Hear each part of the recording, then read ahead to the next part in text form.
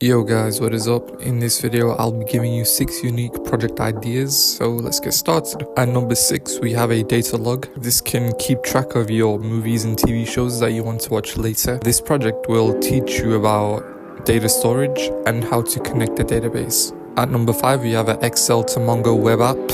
This can send Excel spreadsheets to a MongoDB database. So let's say you're given a large data set in Excel and tasked with uploading it to MongoDB, then this web app can help you solve this problem. Number 4, Tomachi Mobile App. So a Tomachi is a brand of handheld digital pets that was created in Japan. So what you could do is make a mobile app using React Native or Flutter and use the same pixel art as the original. Number 3, a stock exchange predictor. Since AI is taking over the world right now, you could use a language like Python with an AI library or package to predict the prices of the stock market. You could use a stock market API for getting the financial data. Number 2, Asteroids Game. If you're into game development, then you could make the Asteroids arcade game. I'm making one in Java, but you could do it in whatever language you want.